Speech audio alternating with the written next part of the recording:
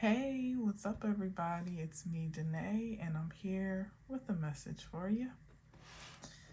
Happy Monday. What's up? What's up? What's up? What's up? What's up? Hope your week's off to a great start. It's April 7th, 2025. Here we are at the top of another week, about to get into it. All right. I'm gonna try to get right to it. One more cut. I don't have any spiritual small talk today. Well, I could always make some up, but let's get to it. Ooh, Wheel of Fortune, eh? Ooh, and then the Six of Swords crossing over, moving forward, into destiny. Is that what we're talking about here? Yeah, having moved through a portal. Ooh, I'm getting chills. This Wheel of Fortune is like a portal. That's like transporting. Oh, wow. It's like a dimensional transportation with the Six of Swords. Damn, we starting off crazy. But definitely, in this case, a good one.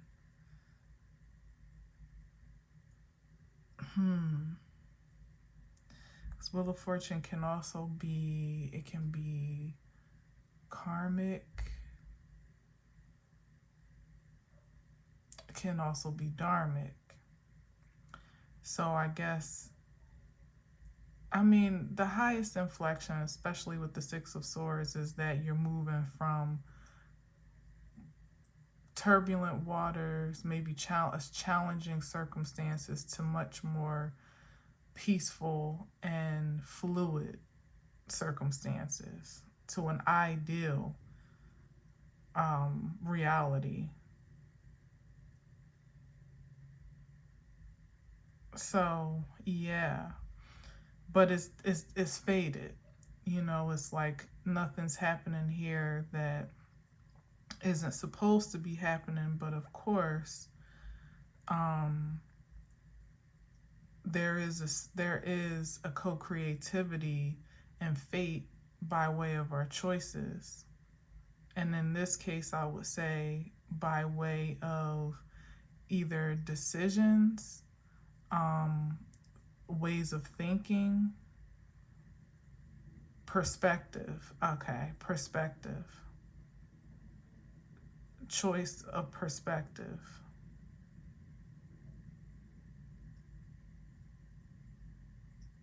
How maybe perhaps how you've perceived, because when we consider a portal, it's movement, it's again transportation. So the Six of Swords could be the mindset that would have navigated one, first of all, to that door or to that threshold, and then through it.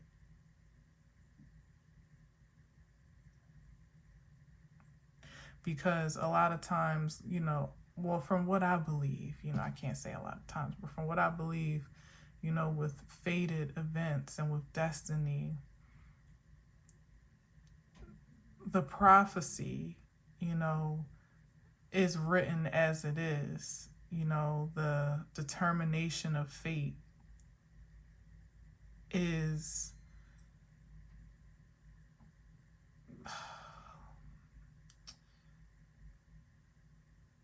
how can I say?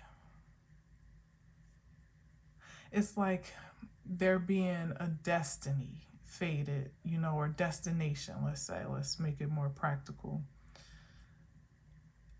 And the destination doesn't change, but depending on what turns and what routes you take can pretty much dictate how fast you get there.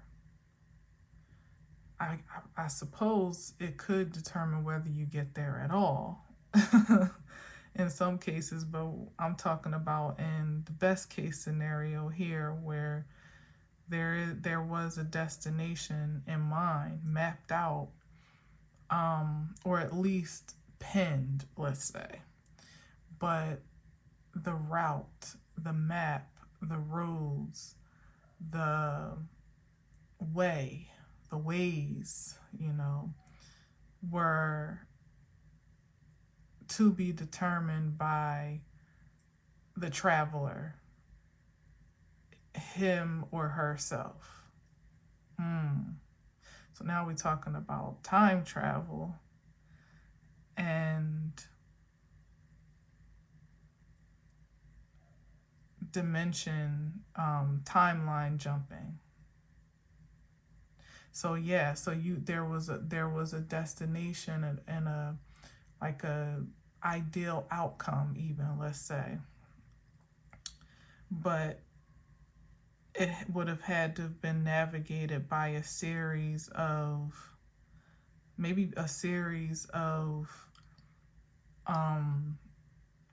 I don't know why I'm hearing like puzzles or riddles, like what's another word for that? Damn. Like I'm thinking about, I took my son to the escape room. Well, there are many, but I took him to this one escape room. It was so much fun. It was a couple weeks ago. And you don't just go by, well, you can do it by yourself, but you can also join in with other people, in which we did. It was a family and then another young group of girls.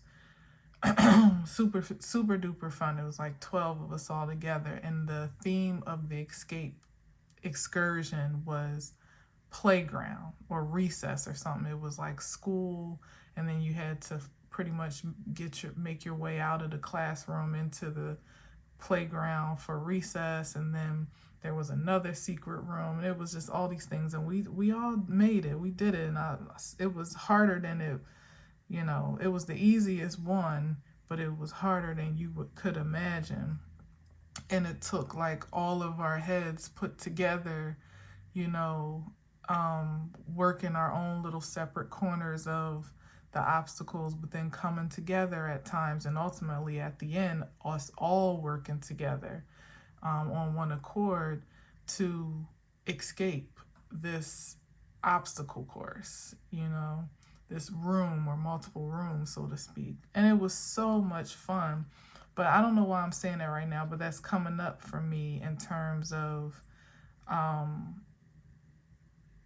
like what it take, like the end result was for us to solve this ending puzzle and get a code that ultimately unlocked the golden soccer ball. Like that was the end goal. A lot of other really hard obstacles before that, but that was the end result for us to get this golden ball, because that was the prize, pretty much the trophy of it all. But really what was the prize and the trophy of it all was making it through every time we made it through an obstacle. There was like a check on the board. It was a report card that kept our score. And every time we would make it through the math obstacle, and the science and the reading, and there was a series of things that we were more or less being graded on, but really we just needed to complete that puzzle in order to move on to sometimes the next thing. Not really knowing the sequence of the events, that needed to unfold for us to ultimately get to the end, or the sequence of one unlocking to the next and this answer leading to that. But just kind of going along, exploring, discovering different patterns and stuff throughout the obstacle as they made sense to us.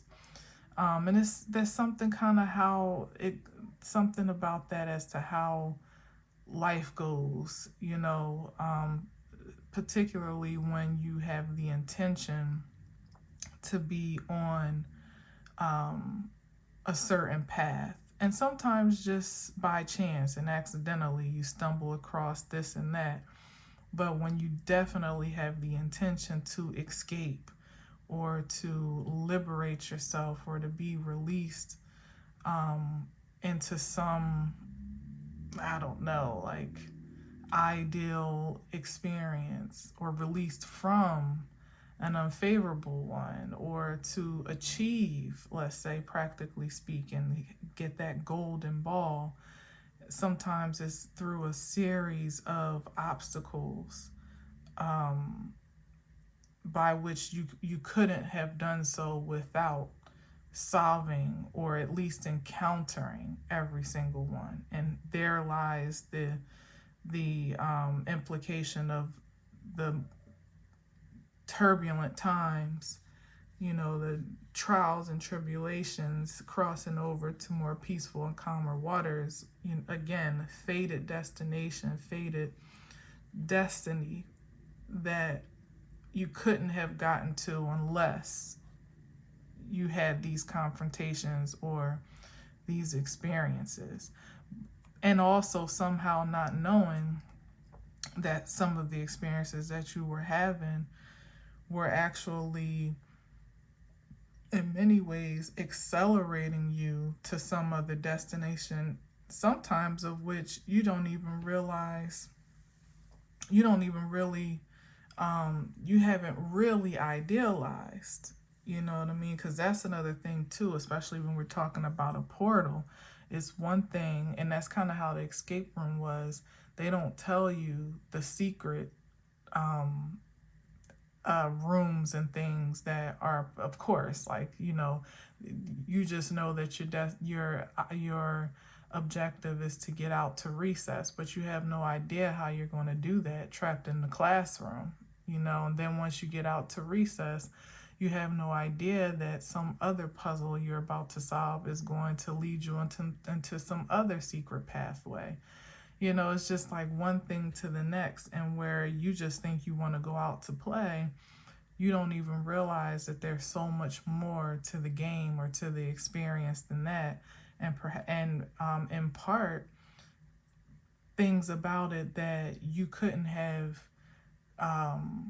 created for yourself or hoped and wished for yourself, but somehow make all the difference, like kind of complete this full circle moment of an existence.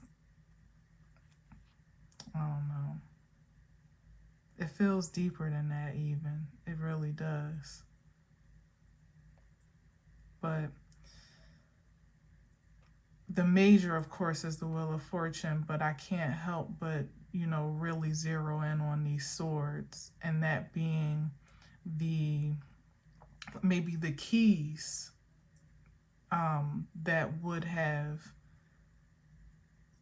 created or allowed, or maybe the keys that have become a rites of passage. Okay, got it. The keys that have become a rites of passage, not just to move through this experience and expression of existence as it is unique to you, maybe to accelerate, transcend it in some way, shape, or form, and to be transported through this portal of acceleration. And maybe now, that is the threshold of mystery that many of us, because this is like on the way, you know what I mean? Or maybe not. Maybe it's already, the transportation has already taken place, whether we realize it or not, in some ways, shapes, and forms. Perhaps that could very well be it. Like not even realizing how far we've traveled dimensionally, mentally, spiritually, perhaps even physically, or at least energetically. Maybe there's some catching up that gets to happen with the true reality the truth of our presence in this moment of time. Yeah, there's something deeply mysterious to me about this Wheel of Fortune, like some type of secret about to be unveiled or unlocked or revealed. Yeah, perhaps, as I'm saying, of where you've been what realm of reality you have been transported to. Almost like it all looks the same, but there's something that it's not, though. Like you could still be in the same place, having not moved at all, or maybe you have, maybe you are, and that's a part of it too. But you could be in the same place, maybe even kind of doing the same thing or not doing anything significantly different than you were before, but there's something that has shifted, maybe right under your nose, that is about to be revealed, or that you're about to be made aware of. And so, like, to not made aware of, but like maybe that you're about to like notice or observe, like almost like, you know what I mean? Like you thought you were in the same place, but maybe you start to notice little things or start having little experiences that kind of clue you to the fact that, we're not in Kansas anymore, type of energy. That's what I'm feeling. I don't know if I'm articulating it well, but just from these two energies, something mind altering. And for a lot of us that have just kind of been used to going with the flow of the becoming, the evolving, the growing, the learning,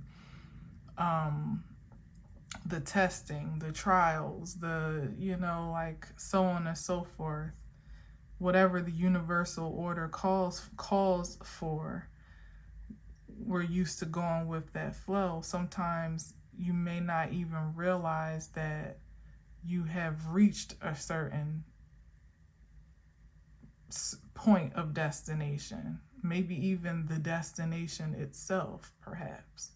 And you think you're just still merrily, merrily, merrily, merrily rolling along. Life is but a dream, when all of a sudden you realize that maybe you are inhabiting the life of your dreams. That's what it is. And I've said this before, side note to my therapist. I actually said one day a while ago, like, there was a realization for me, of living in an answered prayer, and that's what that just gave me, that feeling just now. And sometimes you don't, what I'm learning in therapy, which has been very healing, is really to take note and to recognize things that I've kind of like just allowed to be a matter of fact, that I haven't really given much credit to, or acknowledged much, because as I said, you're just going with the flow, putting one foot in front of the other, keeping your head above water, keeping your boat afloat, whatever the case may be, but not really realizing, how far you have traveled, or how the distance you have covered, or how much you've evolved, and even how the things along the way, the obstacles along the way, have really shaped you for the better. It's like, but you don't always have the moments, except for those, which is the one thing I would absolutely give credit to therapy for, that give you that point of reflection to really sit with it, and absorb it, in a sense, or maybe release it as well. But in this case, like, really give it the acknowledgement that it rightfully deserves. And it was a really revelatory moment that I had about the life, the trajectory my life had taken, in a very sharp way, to put me in a position to live in the reality of prayers that I've just been uttering for years, with a deep-seated hope and faith that they would one day come true, of course, but not even realizing the moments when they had, or when it was an absolute reality for me in real time. What I asked for now is. There's something really powerful about that realization. And I don't think we as humans in this bustling world that we inhabit get to have those moments often enough. We have to kind of apprehend them for ourselves. So there's something here about that. Of course, and like I said, it could really be, as I'm saying, like, considering as you're rowing along, that maybe you get to kind of stop and float and take it all in, even as you might feel you're still out in the midst of nowhere, in the middle of the sea, or way out past shore. It might be actually a more stunning view than you could then you could really allow yourself to enjoy for the sake of going through the motions to so-called get to a place or get to a destination. You might find that this is where, like that pin drop, like, this is it, at least right now.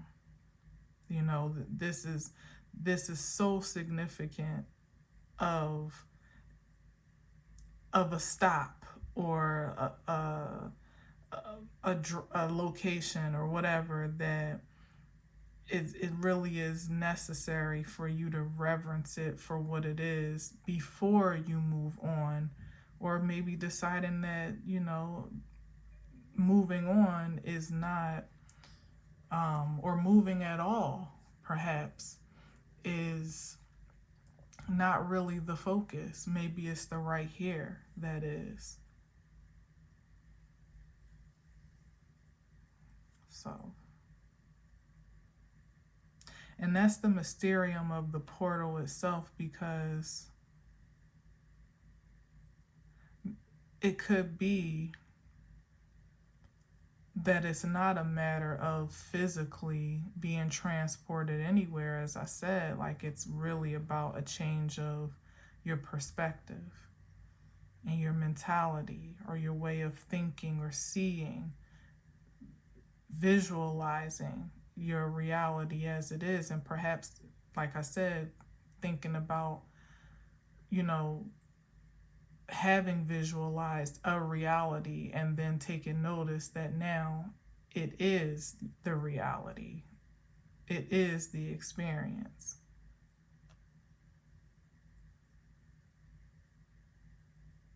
There's something deeper about that I want to get to. Maybe it'll come up. So let's keep going. I can't see my timer. Let's go. Oh, with the Ace of Swords. Well, we're leading with that. Some type of truth and clarity here. Well, that's affirming for all that I just said.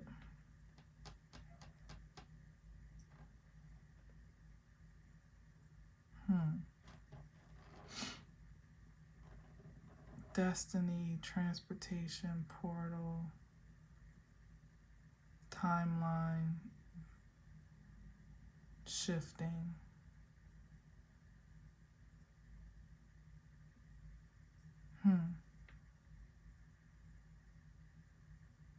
This actually could be the revelation that I was talking about, that I was trying to kind of get out in a roundabout way, recognizing and realizing where you are in this moment and how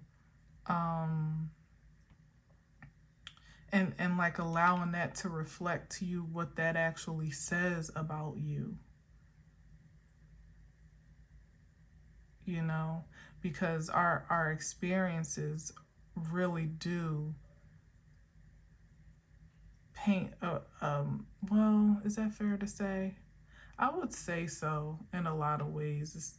I'll say this for me personally, and more so the experiences that, you know, obviously, if you're listening to this, more than likely that you've lived to have a testimony of are what have shaped your identity, hopefully in the best way possible. And a lot of it, especially if we're talking about the Ace of Swords, we're talking about divine clarity and truth. So taking like the highest common denominator of those reflections, the ones that impart wisdom and clarity and understanding and understanding and overstanding, you know, and again, clear perspective for for the present moment, but also in how you proceed. And that's what this Ace of Swords could be representing, like that revelation itself of just how much you have arrived.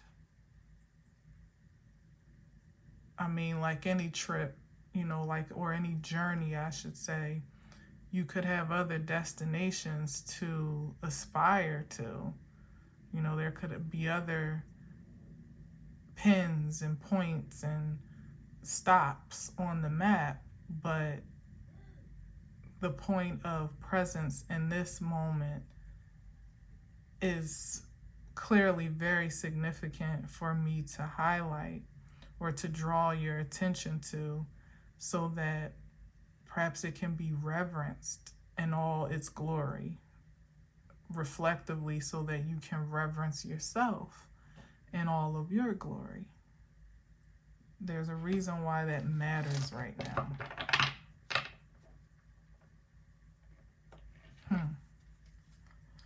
What's up with this Ace of Swords?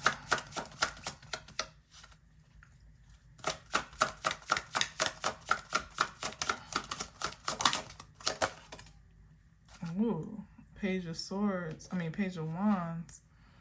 I mean, I could take this upright. Yeah, I will. It kind of slid, you know, to the side, and maybe even more of a struggle than it actually is reversed, because this is about, I know why. It's because this is that realization of self in a new expression that, as I was saying before, is sometimes really hard to see, because we're so used to doing the things to become that we don't often take notice of how we already are, you know? So that's what I think the struggle is. But this clarity can afford, you know, the opportunity to see self clearly, and with a positive and promising perspective at that, because the Page of Wands in the upright does have that much. It's good news, it's good perspective, it's optimistic, it's excited and excitable, you know, it's ambitious.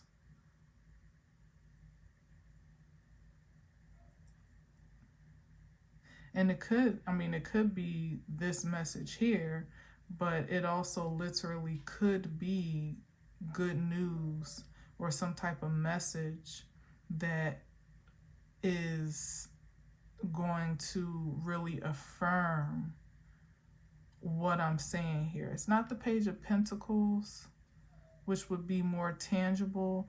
It feels like a message that could be something excitable, like to actually here it is. It's like a message that is doing everything that I'm trying to convey, you know, but you may not take my word for it, or it may not resonate deeply with you as something that comes along that's specifically for you, like specifically affirming of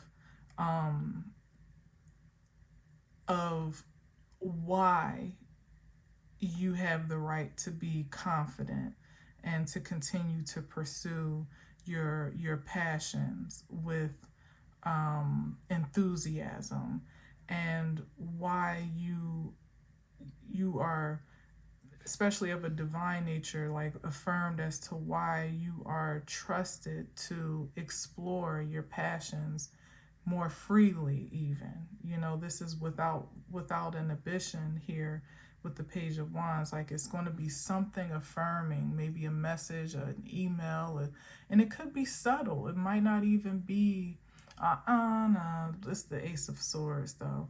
And here it is. It may be subtle in nature, but it will be direct for you to, you know, like almost a confirmation of what I'm trying to convey here in terms of like how evolved you have become. You know, how evolved doesn't feel like strong enough. How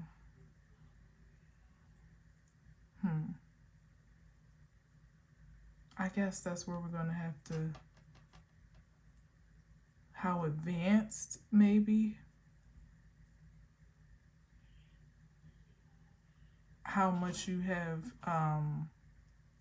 advanced or progressed. I don't know. Like, I'm having a hard time coming up with the word that feels right on that, but I feel like there's something that's coming in that's going to say it better than I can, because it'll be signature to you. Like maybe a sign that you didn't know you were looking for, or even know that you need it, but it hits right in that soul space. Like it hits you at home in the heart, where it's like, I'm on the right track, or I'm in the right place, I'm doing the right thing, I'm with the right people, investing in my time in the right way. Like I'm, you know, like it's going to make you feel confident to stay focused in whatever direction, or to stay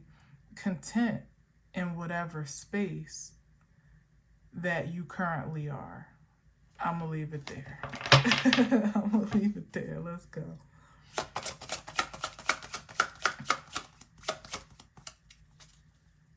And it could come, like, again, it could come from a revelation that is dropped in your spirit from the inside out. It could, but I feel like there's something on the outside that's going to like perfectly align with that clarity, you know, to resonate in a way that is physically affirming as well. You know, like it's not the pentacles, but I feel like there's something that's going to really, it's an inspiring message. Yep. Wow. And here's the Hermit. Yep. That's definitely confirming for me as well. So like I was saying, it definitely could come from the inside out, but it could also come from an energy out that seems otherworldly, or like an energy that is reflective of an ancestor, or a teacher. How can I? There's so many examples in my mind right now. Like you could have something come to you. Say you have a relative that has passed on, right? You could have say you're doing something in a moment, whatever it is you're doing, and in that moment, something about that ancestor that only you would resonate with because you have that direct relationship comes to you, like a song or something they used to like, something they used to say, a saying that only you heard from them, or something, a meal y'all used to cook, or something real specific happens in that moment. I guess I'm saying, like, to be keen on those experiences, those encounters. There it is, it's encounters, because there's something significant about that is a moment of clarity for something, of which I can't say for you for sure because it's unique. But see how he's almost pointing this lantern toward the Page of Wands, and he's holding the staff. The Page of Wands is holding the staff. It's something about like a passing down or passing on of a mantle or a baton or a birthright, some type of forwarding, affirmation that, first of all, is significant of the place and time that you're in now to even receive it in such a high resonating way, but it's also going to be significant for how you move forward, however, if ever you do, so there's something here about this Hermit, that's significant. Like I said, it could come in a way that only you, like grandma's favorite old group or favorite artist, or what I mean, comes on at the most unsuspecting time, or on a station that doesn't even usually play that type of music, or you hear it in the car passing by or something like that. You know what I mean? There's something in these little seemingly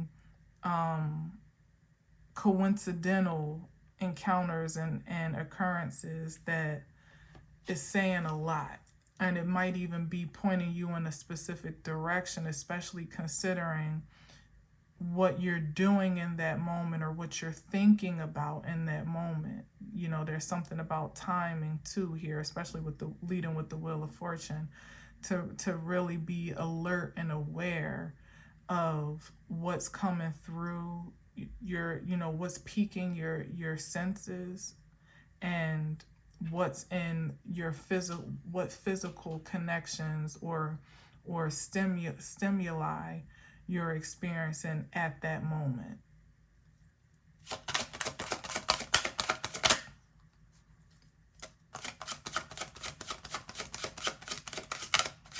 Interesting, this message is.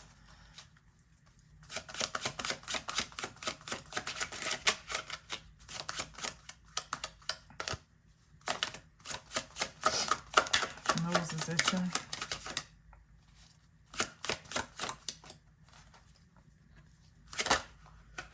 Ooh, that was almost the Ten of Pentacles. See what I'm talking about? They're trying to point you to the bag with the Chariot card into success. Yeah. It's like trying to point you in a direction, as we were speaking about portals earlier, like to fast track you. So that's the thing. That's why it's important to really be still with the stimuli that you are encountering in real time. Because if you're just rolling about, trying to be busy, trying to make it to the next, trying to get where you're going, it could, I mean, it's not likely that you'll miss the signs, but consider what I was saying in the beginning. There is a destination in mind, and you could take the scenic route, which was connected to my message yesterday. And many of us have taken a scenic route to this point, but perhaps it's an opportunity at this time to actually take the shortcut.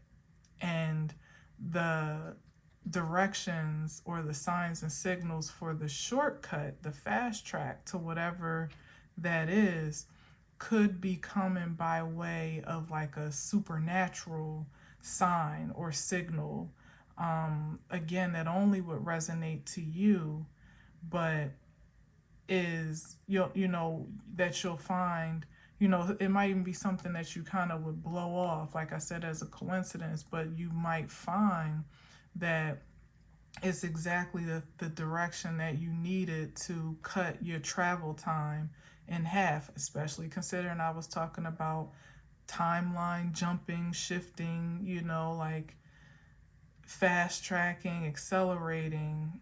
It's like ancestors, way showers, guides, angels perhaps are trying to whisper shortcuts to what is ultimately the destination anyway, but to kind of get you there, at least by your human perspective, faster than what you may have if you had perhaps just taken the regular route.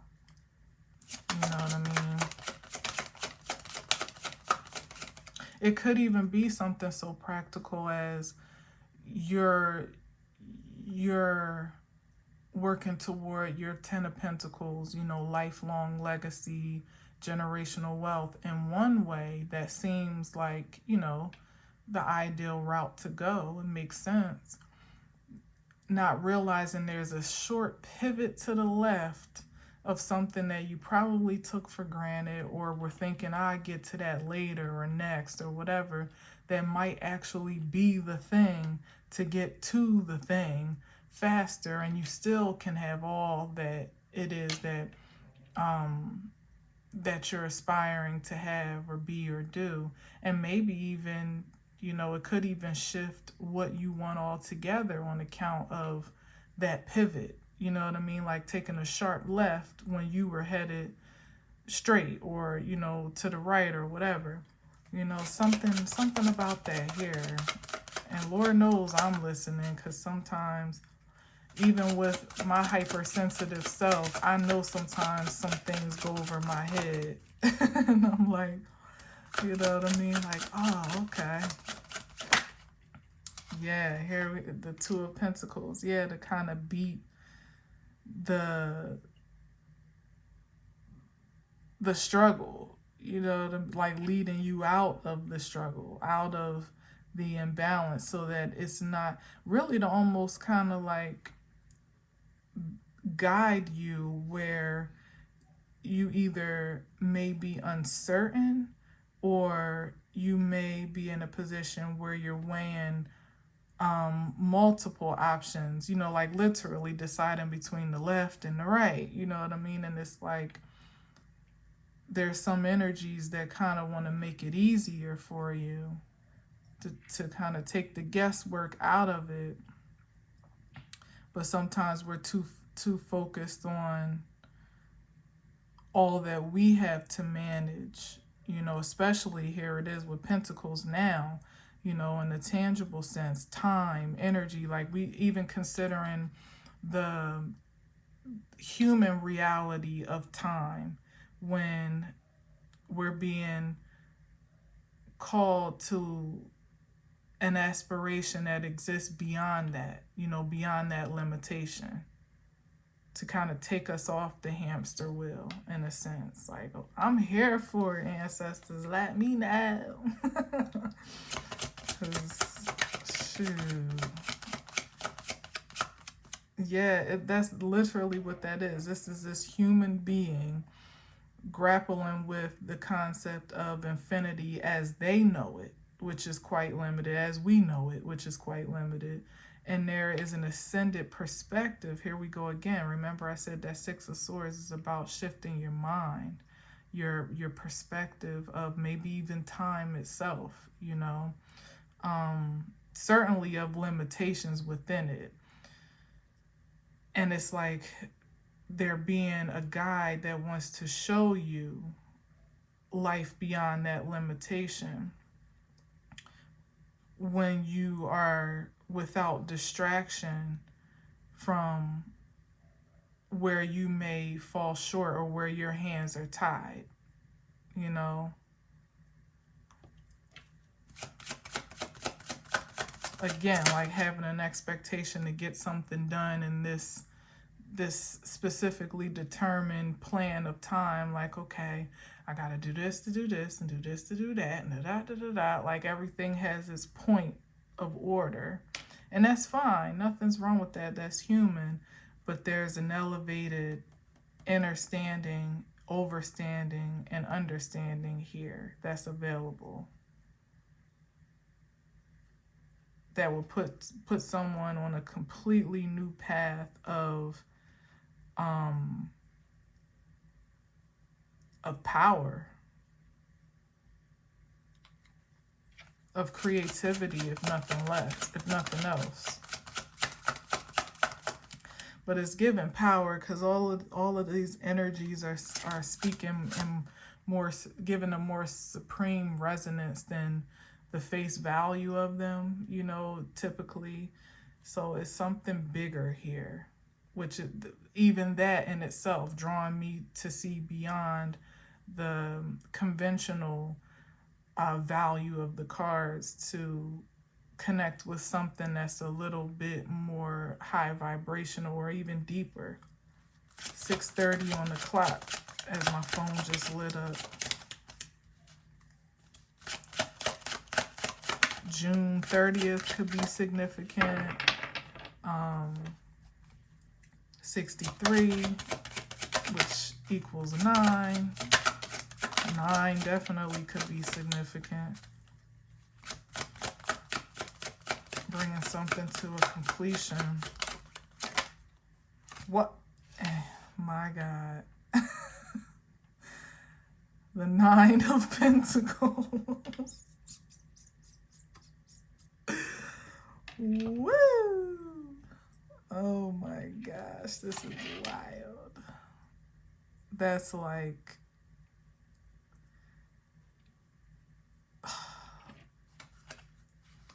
independence. I keep hearing sophistication in my head, so take that as it resonates, but maybe a spiritual sophistication, because the 9 of Pentacles always infers that there is definitely some spiritual affluence before it materializes into the 9, which makes sense in all that I'm saying here today. But look at the stark difference, the timeline jump between struggling and juggling resources to literally wanting for nothing at the 9, being completely whole, secure, satisfied, and stable all on your own. Just by following that subtle direction. That may not be so subtle, but, you know, you get me. All right.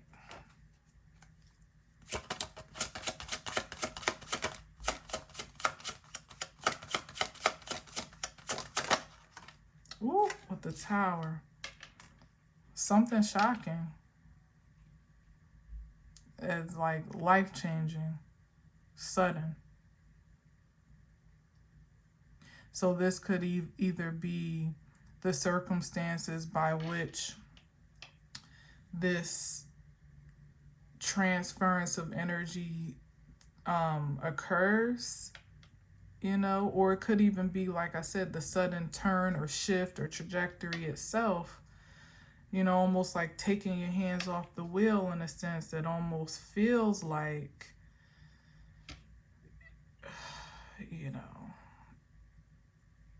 where it's jolting to the senses, but ultimately is what results in a new foundation of security being affirmed.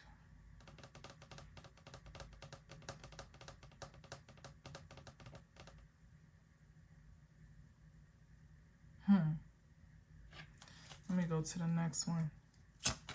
Because that was a shock to me, even the Tower coming after the 9.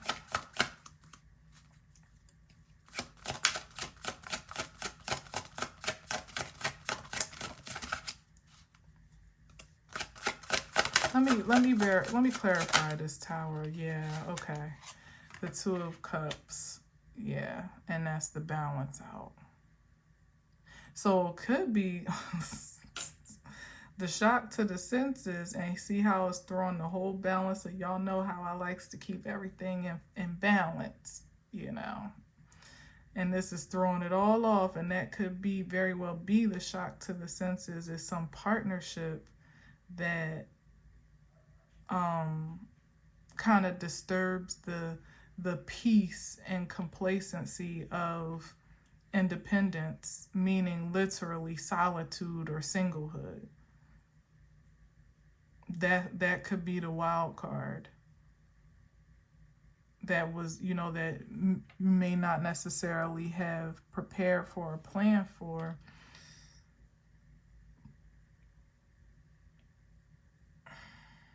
Hell, that could be a part of the sharp left that needs to be taken to put you in just the serendipitous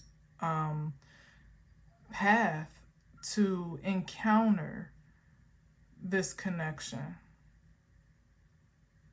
which ultimately could make all the difference.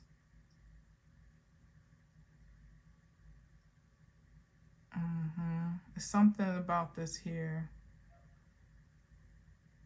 I think the tower of it all is the surprise element, either again as to how it unfolds, how it occurs, the way in which it comes about, or really the shock to the senses where, you know, you could be someone that's like perfectly content in your solitude, you know, working by yourself or being single,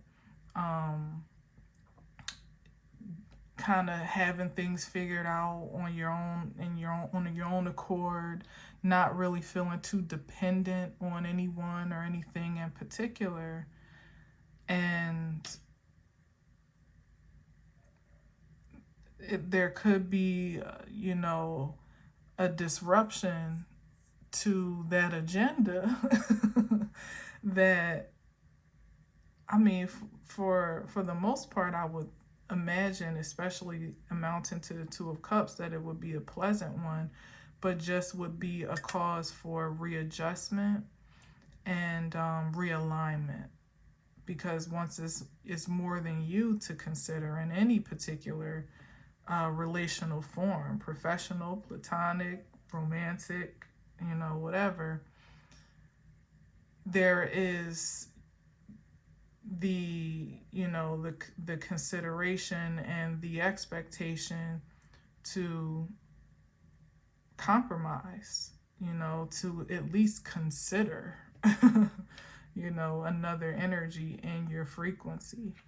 And that may not have been much of a consideration before for some. But it must be, or, you know, fateful. Here we go, back to that Wheel of Fortune. It must be faithful, and perhaps the shock of it all is also the timing, because maybe, you know, again, in our idea of time, it's like, all right, when I have all this together, or when I do this with my life, or when I, you know, this is when I'm ready for X, Y, and Z, you know, cue this, enter this at that point. But, you know, your timeline might be just a little hair off from what is necessary to truly evolve you in the way that, you know, the universe desires to do so. And for many of us, that may be through partnership in ways that may even be uncomfortable to consider at the rate in which it unfolds, or just a complete life change and adjustment than what we were necessarily planning for in this moment. You know, maybe that destination was a little farther ahead for some, or is, you know, in your mind. But something's about to come crashing in.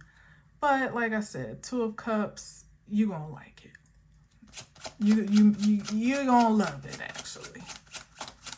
You're gonna love it. It might even be shocking how much you love it and how quickly you are willing to become adjusted to a new normal that you didn't even ask for. Oh, man. New contracts, new covenants. Yeah, look, Justice card. new commitments. It's all in divine order. Libra energy, definitely about relationships.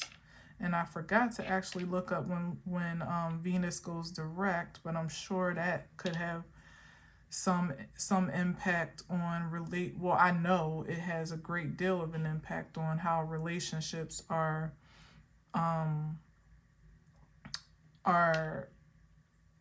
affected now, are either coming together or unraveling. So that could be that too. It could even be a sudden breakup that seems devastating or seems kind of like out of nowhere, but actually opens you up to a more harmonious commitment. And again, that doesn't have to be limited to romantic. It could shape out in many different ways. But it could even be a matter of something that you never saw yourself parting ways with, or people you never saw yourself parting from. Suddenly, especially, remember, eclipse season ain't done doing what it's doing. It's not really an overnight delight with that energy, especially with the retrograde in mind, that there could still be some relational adjustments underway that have yet to materialize. That could be shocking, but ultimately I love that I did go ahead and take that take another card so that you can be reassured that it's for a good cause. And then the Justice, absolutely for a great cause. All right, let's see one more, I think, with the Justice, unless I need clarification.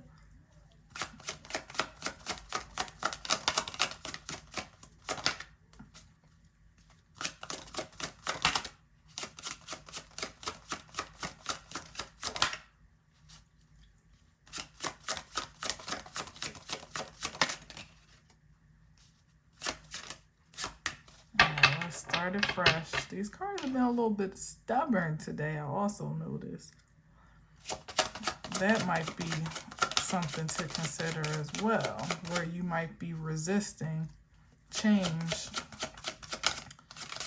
or refusing to allow the universe to flow freely. Ooh, with the eight of wow. The Eight of Cups. Maybe even where there's an invitation to transport self emotionally, if nothing else. That's what that is. To feel differently about your experience. Past, for sure, but present no less. And to allow yourself to look forward to true wish fulfillment, and to be open to the surprise, here it is, of that. Because as I always say with the Eight of Cups, the idea is that you're moving toward the Nine of Cups, which would be the masculine counterpart of the Eight, right? But you never really have a guarantee of that materializing per se. It's just feeling inspired, feeling compelled to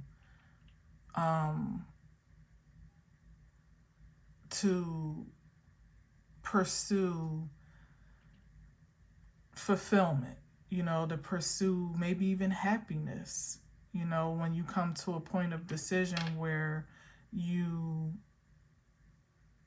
recognize that you deserve more, but not necessarily knowing where that's going to show itself, where you might find it, and oftentimes realizing along the way that it starts within you first and foremost, but still having the faith to release those things that are the opposite of that, that are not fulfilling, that are not settling, that don't bring happiness in the way that you truly desire it to, people, places, or things.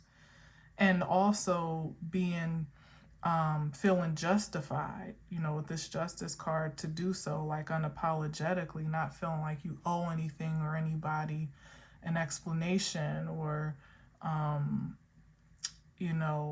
any debt of gratitude, any debt of service for your, in exchange for your happiness or anything, or certainly not feeling like you should sacrifice yourself.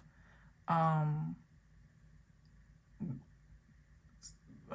can I say it? Like beyond the spirit of self martyry. Here it is. There it is. Like, well, other people's happiness matters more. Like, my presence in this place or with these people or doing this thing matters more than me actually feeling good about doing this thing with these people or in this place. You know what I mean? Like, sacrificing your personal happiness for the sake of something or someone else's.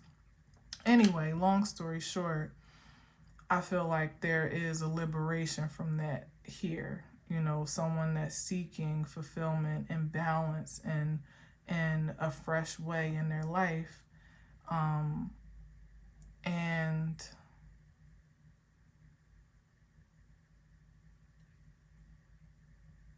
ultimately finding it. But let's see. Let's get one more card with it. With the Justice card, I feel like it's to be found. It is, like the karma itself is for someone that can take that leap of faith to ultimately find what they're looking for. Especially if it's pure, but I would say generally speaking, now that I'm saying it like that, because it could be someone that, quite on the negative aspect of that, may, feel like they could do better, and they go seeking for it, looking for a certain type of thing, and they find that too, and perhaps find out that is not all that is cracked up to be. I guess that would be the inverted direction, maybe towards the Seven of Cups. But either way, it's cause and effect here, So I guess it just matters like what spirit that you're in when you embark on that path. In this case, anyway.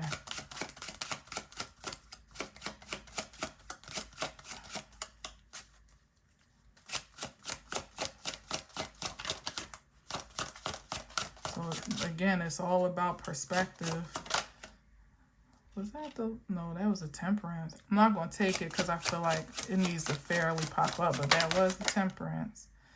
And then the Six of Pentacles.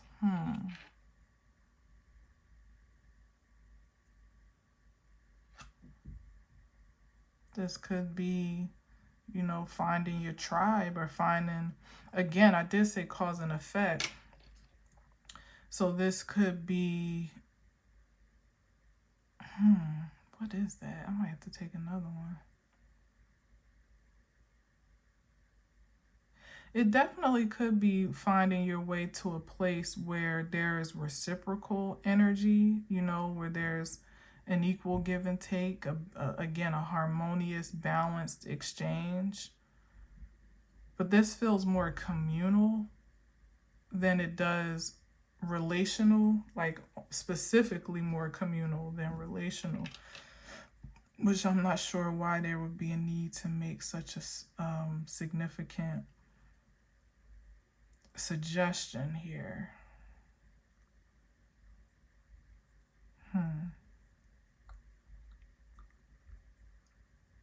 Let me get one more and then we're going to close it out.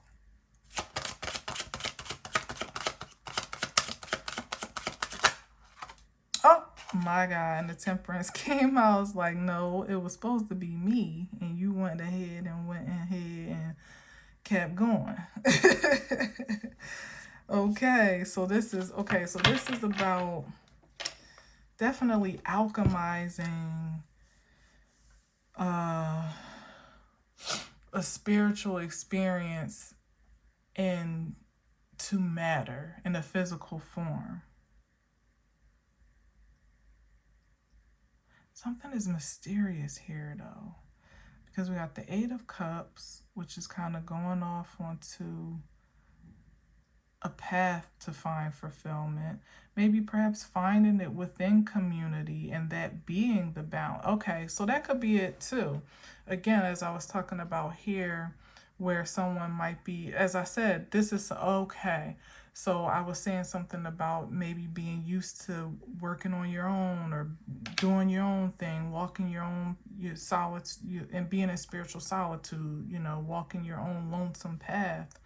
And this could be somebody that is resolved to find their peace in solitude from the 8 to the 9, because they're still very solo cards. And they, lo and behold, find that community actually gives them the most fulfillment. That, where they may have been resolved to be on their own, they actually find peace and harmony and balance within a collective in a way that they just never anticipated doing so before, or maybe never have found that level of security and comfort before. There's something about that there. It's kind of a strange wrap up roundabout. But whatever it is, it's deeply purposeful. Because we got the Justice card and then the Temperance. Justice is like earth justice. Temperance is like spiritual justice, so, and balance at the same time. So there's definitely like a resonance here with destiny and fate, as above so below, that it's like bringing an equilibrium to what's been designed from a divine ordinance to what makes sense in a physical form. And again, left up to our own devices at times, the path that we take toward that, or even the destination that we have in mind, often pales in comparison. What we think is just fair for us, for instance, often pales in comparison to what is ideal by universal order. The difference between the Justice and the Temperance, kind of the same vibe, but the Temperance is obviously a much more supreme and supernatural resonance of creativity, in this sense, than simply just the matters of law and order, or even, again, what is fair by man's perspective. So again, it's something about time here, and even what is designed from a human perspective versus a universal one.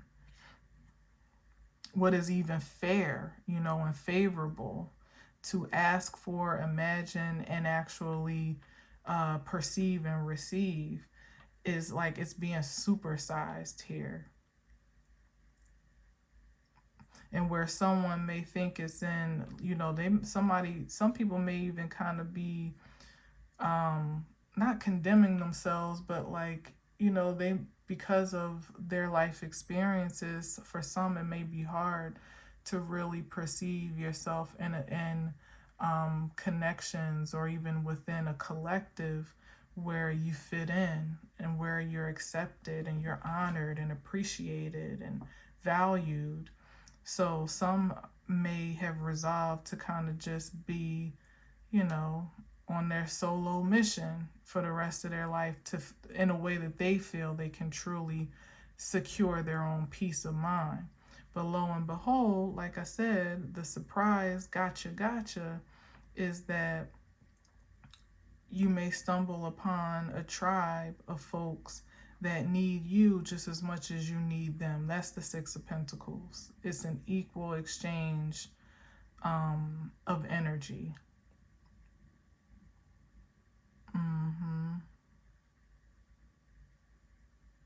Yep. that also is infinitely replenishable. So it's like it never becomes imbalanced, it never becomes depleted. It's like being a part of friends where it's not there's everybody may bring something different to the dynamic, but you never feel like you're over giving or under giving. Like you feel just as satisfied to offer the best of yourself to the group or to the connection as needed, as you do, as you feel secure to even ask when you may need something. Oh, that's beautiful. That doesn't exist, generally speaking, naturally. And sometimes it's not you may not even know what end of the spectrum you're on in terms of that friend dynamic. And maybe sometimes you're more of the asker than the giver in a season, and it shifts, whatever the case may be. But there's something about looking forward to partnerships and collective associations, collaborations, just like being in the midst of support systems that are just fluid like that, where it's almost as like there's a trust that holds that connection together in such a way that no one ever really needs for anything, because at any given time that there is a need or even a desire, it can be fulfilled in some exchange or another without feeling guilty about asking or taking. And also with having like an eagerness and an equal excitement to offer and to be available as much as you possibly can as well without feeling depleted. I love that. That was a great way to end. It's a new normal of relationships. Commitment is putting a new definition on devotion. Yep. Your devotion to self, your devotion one to another, your devotion perhaps to creation overall, especially to the collective of individuals, or the collective sector of creativity that you feel a commitment to, where you can be most valuable. I love that in so many ways that I can't even describe right now. And that almost feels like a little nudge, for me, as I was speaking of earlier, that your vision is on target for things that I personally and professionally am looking forward to with the Three of Wands, and assuring me that I have the right and the green light to look forward to those things, to myself journeying into that reality, and also that the things that I would need to create it are on the way, if not already in my midst, waiting for me to to realize and acknowledge them. Wow. And the Empress. Okay, God. All right. Wow. Like ultimate creativity here. Unbridled, infinite. Again, this is definitely giving Libra energy. Venus, I guess, energy. Beauty in the earth.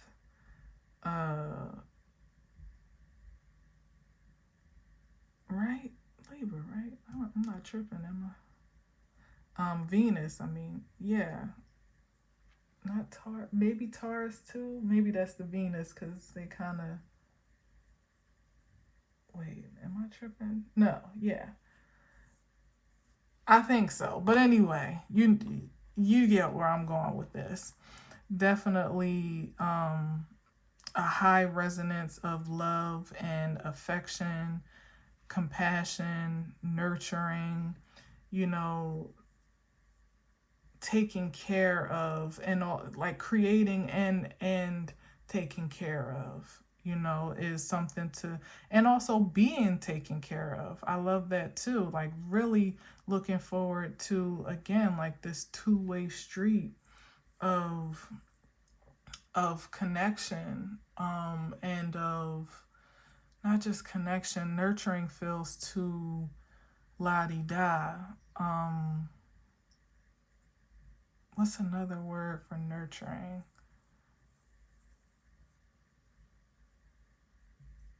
I don't know. I feel like I want to say something deeper than nurture. As my alarm goes off, hold on one second. um but anyway, it's definitely looking to be in a supreme position of creative consciousness, and um and a cultivation of, what's a part of my stomach, of community. There, that's what it is. There it is.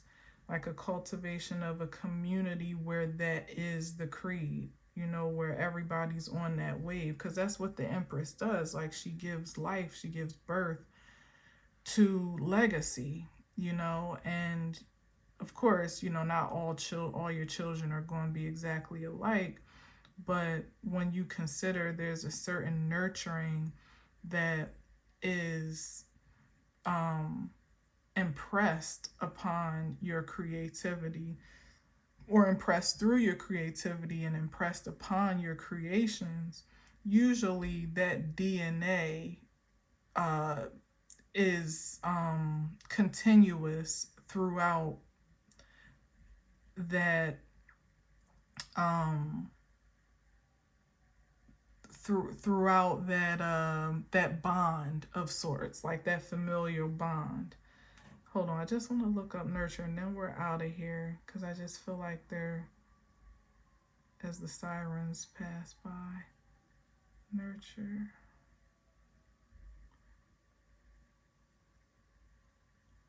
Nurture.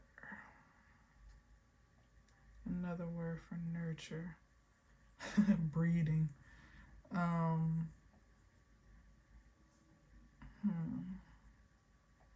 Rearing care. Oh, it's not really what I'm looking for. Develop, foster. I did say foster. Nourish. Raise, sustain, support. I guess nurture is what it is. To feed and protect, to bring up, train, educate, something that nourishes, nourishment, the act or process of promoting the development, etc., of a child, environmental factors that partly determine the structure of an organism. So yeah, I guess that's the best that I could do in this moment. I bet you when I watch it back, I'll be like, oh, but maybe you already have a great synonym for that word that I was trying to just find a deeper meaning for. Like, I feel like the Empress, the presence of the Empress in this case, after all of this, to close it out, feels, you know, I don't know, like it just, breed definitely is a powerful word. Breed is a powerful word.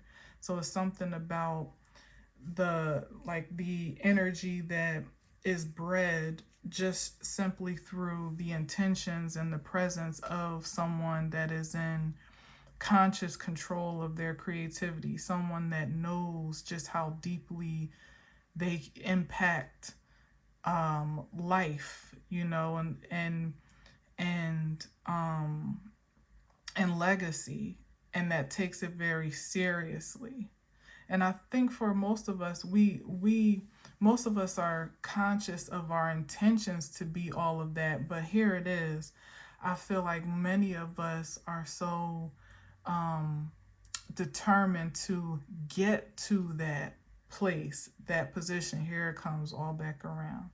to that position, to that to kind of match with that profession in such a profound way that we actually miss the opportunities to celebrate and see ourselves already embodying those traits, perhaps even actually being that energy in real time and having been it for many of us for a very long time, just in different capacities.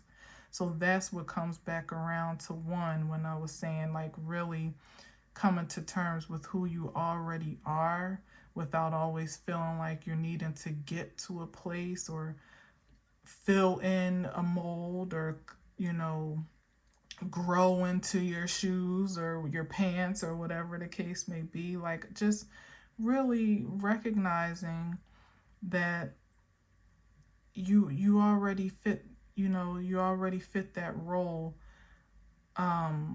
quite honestly and honorably. And the revelation of that, or the affirmation of that revelation, is more or less like that stamp of approval from the divine, to just allow yourself to be it unapologetically. That there is no more trekking to do to find yourself validated or worthy to take up the title. Not to say it may be an actual profession of a title, maybe it is, but to find yourself secure in that position as if you kind of still have to prove yourself to occupy it. It's like, no, you're good. You've already been hired, and hired in an ascended aspect of elevation. Yep. But like I said, don't just take my word for it. Look out for that sign that is, here it is, looking out for that sign to actually confirm everything that I've been trying to convey through this message, maybe even unto myself, to be honest with you, to be transparent. You're going to get the sign that you need, perhaps maybe even this week, to give you the confidence that you deserve to ultimately help bolster your best intentions as you are already fully functional in this role that obviously is quite significant to the operational structure of a very divine and universal ordinance. So the boss that you're trying to live up to or be hired, the position of boss that you're trying to be hired for, you're already well within the role of that position in more ways than one that you just may not have quite recognized or realized yet. But it's coming, so don't miss it. Because perhaps the realization and recognition is the sharp left and the acceleration that puts you in a position to stop trying so hard to affirm your being and to really just go with the flow of who you are. And you might see yourself actually prospering and advancing at lightning speed, certainly at a supernatural speed, or certainly beyond, ahead of the trajectory that you had planned out, for yourself, especially if you're one, like many of us, that are still not really recognizing your presence for what it is right now. That means that you're still working for something that already is. So take a good hard look in the mirror, and sometimes your surroundings in the most unsuspecting expressions are exactly that reflection. All right, so I'm going to leave it there. Thank you for listening. Thank you for watching. Until next time, as always, I'll leave you with peace.